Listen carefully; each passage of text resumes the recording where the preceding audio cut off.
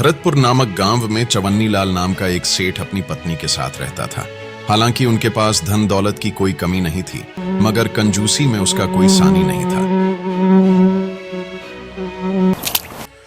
ओहो, मेरी चाय में ये मक्खी कहां से गिर गई? आहा, चाय के साथ साथ जलेबी का स्वाद भी आ गया। लगता है किसी हलवाई की दुकान से आई थी ये मक्खी। चलो अच्छा है, अब कुछ दिनों तक जलेबी खाने की छुट्टी। हे भगवान, क्या करूं इनकी इस कंजूसी का। हर चीज के लिए इन्होंने मुझे रुला रखा है। सुनिए जी, आज मछली खाने का बड़ा मन हो रहा है, आप बाजार से ले आइए ना। पिछले 1 साल से आपको बोल रही हूँ और आप हैं कि बस टरकाए जा रहे हैं। कंजूस चवन्नी लाल ने सेठानी को बरगलाने की बहुत कोशिश की, पर सेठानी नहीं मानी और मछली खाने की जिद पर अड़ गई। थक हार कर सेठ चवन्नी लाल को मछली लेने बाजार जाना ही पड़ा। अरे भैया, मछली कितने की दी? यह मछली 100 रुपए की है सेठ जी। अरे यह तो बहुत ज्यादा है भाई, तुम तो बहुत ठग रहे हो यार। जहां से तुम लाते हो वहां इतने की थोड़ी ना मिलती होगी। मैं ठग रहा हूँ सेठ जी?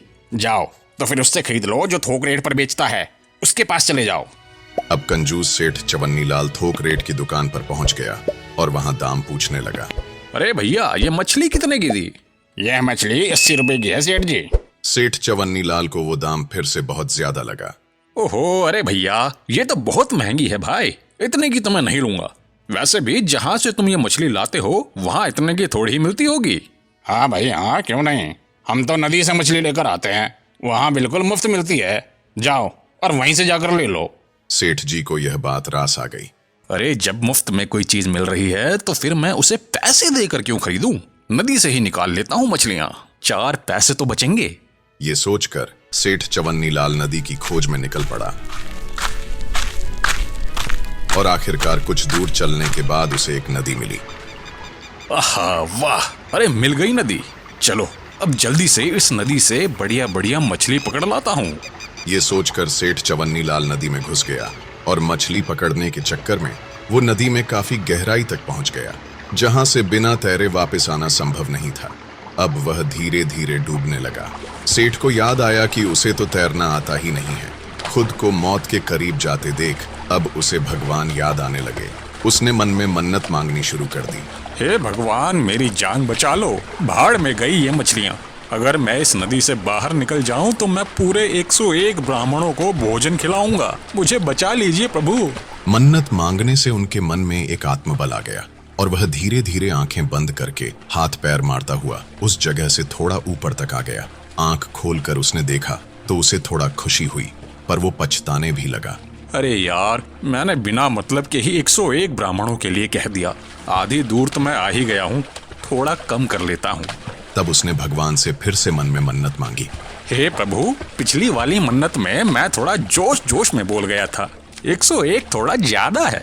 अगर मैं अब नदी से बाहर निकल जाऊं तो 51 ब्राह्मणों को भोजन अवश्य करवाऊंगा। थोड़ा साहस करके उसने फिर से तैरना शुरू किया तो थोड़ी दूर और आगे आ गया। अब सिर्फ चौथाई हिस्सा ही रह गया था। जब उन्होंने देखा कि अब नदी का सिर्फ चौथाई हिस्सा ही बचा है तो वह फिर बोल पड़ा। हे प्रभु, 51 ब्राह्मणों को थोड़ा कम कर लो। अगर मैं अब इस नदी से बाहर निकल जाऊंगा तो 11 ब्राह्मणों को भोजन कराऊंगा ही कराऊंगा। ऐसे ही करते करते वह नदी के किनारे पर पहुंच गया। अब पानी 2-3 फीट ही रह गया था। जान बचते ही उसके सुर और बदल गए। वह तेजी से बोल पड़ा। हे भगवान, 11 ब्राह्मण भी थोड़े ज्यादा ही हैं।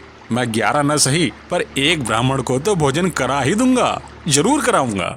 ऐसे करते करते चवन्नी लाल आखिरकार नदी से बाहर आ गया। बाहर निकलने के बाद सेठ ने सोचा, अब कह तो दिया है कि 1 ब्राह्मण को भोजन कराऊंगा, पर भोजन कराऊंगा कैसे? कहने को तो सेठ चवन्नी लाल ने कह दिया कि 1 ब्राह्मण को भोजन करा दूंगा, पर अपनी कंजूसी और पैसे बचाने के चक्कर में सेठ ऐसे ब्राह्मण की खोज में चल दिया जो बहुत कम खाता हो। कई जगह ढूंढने के बाद भी चवन्नी लाल को बहुत कम खाना खाने वाला ब्राह्मण कहीं नहीं मिला। वो ढूंढता रहा और कई लोगों से पूछने बताने के बाद आखिरकार सेठ को एक ब्राह्मण मिल ही गया। सेठ उस ब्राह्मण के घर पहुंचा। पंडित जी, मेरा नाम सेठ चवन्नी लाल है। मैं पास के गांव भरतपुर में रहता हूँ। दरअसल मुझे 1 ब्राह्मण को भोजन कराना है, इसीलिए आपके पास आया हूँ। ठीक है सेठ जी, मैं आ जाऊंगा आपके घर। अब सेठ जी ने कुछ ऐसा प्रश्न कर दिया जिसके लिए ब्राह्मण देवता तैयार नहीं थे। पंडित जी, वैसे आप कितना खा लेते हैं? क्योंकि पिछली बार जिस पंडित को मैंने भोजन करवाया था वो तो बहुत बड़ा पेटू निकला था। इतना सुनते ही ब्राह्मण समझ गया कि यह सेठ बहुत ही कंजूस है जो ऐसी बात पूछ रहा है। अब सेठ कंजूस था तो ब्राह्मण बहुत चालाक था। उसे सेठ के प्रश्न पर क्रोध तो आया, पर उसे बिना जाहिर किए वह तुरंत बोल पड़े। सेठ जी, मैं पेटू नहीं हूँ, मैं तो मुश्किल से सिर्फ 2 पूरियां ही खा पाता हूँ। ये सुनकर सेठ की खुशी का कोई ठिकाना नहीं रहा। उसे लगा कि बस यही उचित ब्राह्मण है। तो ठीक है पंडित जी, आप मेरा निमंत्रण स्वीकार कीजिए।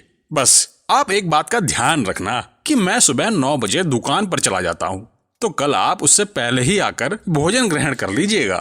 पंडित राजी हो गया और सेठ भी प्रसन्न मन से अपने घर आ गया। अगली सुबह भोजन की सारी तैयारी करके सेठ चवन्नी लाल पंडित का इंतजार करने लगा। देखते ही देखते 9 बज गए, परंतु पंडित जी घर नहीं आए और धीरे धीरे 10 भी बज गए। अंत में थक हार कर सेठ ने सेठानी से कहा, पंडित जी भी पता नहीं कहाँ रह गए। 9 बजे का बोला था और अब 10 बज गए हैं। मुझे दुकान के लिए देर हो रही है। भाग्यवान, मैं दुकान जा रहा हूँ। अगर मेरे जाने के बाद पंडित जी आए तो तुम उन्हें भोजन करा देना और 11 रुपए की दक्षिणा भी दे देना। यह कहकर सेठ चवन्नी लाल घर से चला गया। उसके जाने के कुछ देर बाद करीब 12 बजे पंडित जी घर पर आए। उनके आते ही सेठानी उनके हाथ पैर धुलवाने लगी। वो हाथ पैर धो ही रही थी कि तभी पंडित जी फूट फूट कर रोने लगे।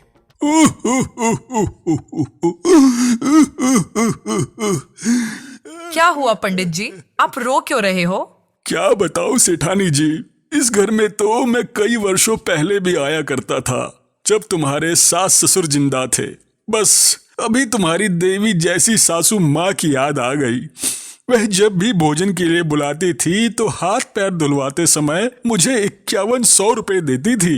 इतना सुनते ही सेठानी तुरंत भावुक हो गई। सासू माँ नहीं है तो क्या हुआ पंडित जी, मैं तो हूं ना, मैं उस रीत को नहीं बदलूंगी।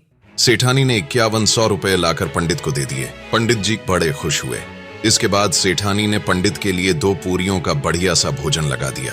पंडित ने पेट भरकर भोजन किया और भोजन खत्म करने के बाद वो एक बार फिर से फूट फूट कर रोने लगे। पंडित को इस तरह रोता देख सेठानी चिंतित हो गई। उसने फिर से पंडित जी से पूछा, अब क्या हो गया पंडित जी, अब आप क्यों रो रहे हो? खाने में कुछ कमी रह गई क्या? नहीं, ऐसी कोई बात नहीं है सेठानी जी। बस मुझे फिर से आपकी लक्ष्मी स्वरूप सासू माँ की याद आ गई। जब वो जिंदा थी ना तो वह मुझे भोजन कराने के बाद भी 21,000 रुपए की दक्षिणा और साथ ही साथ आटा और चावल का दान भी करती थी। पर वह सब पुरानी बातें हैं, अब वह समय कहाँ लौट कर आएगा। चलिए ठीक है सेठानी जी, अब मैं विदा लेता हूँ। रुकिए पंडित जी, आप चिंता मत कीजिए, जैसा पहले से होता आया है आगे भी वैसा ही होता रहेगा। इतना कहकर सेठानी ने तुरंत चवन्नी लाल की तिजोरी से 21,000 रुपए निकालकर पंडित को दक्षिणा के रूप में दे दिए और साथ ही आटा चावल दाल आदि को एक झोले में बांधकर पंडित को दे दिया। पंडित जी सारा सामान लेकर खुशी खुशी अपने घर निकल लिए। रात को जब सेठ चवन्नी लाल लौटकर घर आया तब उसने सेठानी से पूछा, अरे भाग्यवान, पंडित जी भोजन करने आए थे या नहीं? हाँ, पंडित जी आए थे और मैंने उन्हें भोजन भी बहुत अच्छे से करा दिया था, पर वो बार बार रोए जा रहे थे। हैं? बार बार रो रहे थे? पर वह क्यों? दरअसल वो बता रहे थे कि सासू माँ के समय में भी वो हमारे घर भोजन पर आया करते थे, इसीलिए उनको बार बार सासू माँ की याद आ रही थी। लेकिन मैंने उन्हें सासू माँ की कोई कमी महसूस नहीं होने दी और उनका भोजन से लेकर दान दक्षिणा तक सब बहुत अच्छे से किया। ये सुनते ही सेठ चवन्नी लाल बुरी तरह से चौंक गया। दान दक्षिणा? अरे कैसी दान दक्षिणा? जब सेठानी ने पूरी राम कहानी बताई तो गुस्से से चवन्नी लाल का खून खौलने लगा। अरे ये तूने क्या कर दिया भाग्यवान? 26,000 रुपए की दक्षिणा? इतने में तो मैं पूरी दुनिया के पंडितों को खाना खिला देता। छोड़ूंगा नहीं, मैं उस पंडित को आज छोड़ूंगा नहीं। वो मुझे चूना लगाकर चला गया। सेठ ने तुरंत अपनी लाठी उठाई और पंडित के घर की तरफ चल दिया। उधर पंडित जी भी पूरी तरह तैयार होशियार बैठे हुए थे। उन्हें मालूम था कि जब कंजूस सेठ को सारी बात पता चलेगी तो वह बहुत हंगामा करेगा। इसीलिए पंडित ने पंडिताइन के साथ मिलकर पहले ही सारी तैयारी कर रखी थी। अरे भाग्यवान, वो कंजूस सेठ यहाँ कभी भी आ सकता है। तुम्हें अच्छे से याद है ना कि क्या करना है, कोई गलती मत करना। हाँ पंडित जी, हमें अच्छे से याद है। आप चिंता मत कीजिएगा, हम भी आप ही की पत्नी है। देखिएगा हमारी परफॉर्मेंस।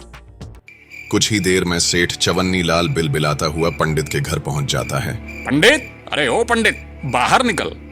सेठ की आवाज सुनते ही पंडिताइन तुरंत पंडित को एक सफेद कफन उड़ा देती है। वहीं काफी देर तक जब पंडित बाहर नहीं आता तो सेठ गुस्से में घर के अंदर चला आता है। चालू हो जाओ भाग्यवान, सेठ जी आ गए हैं।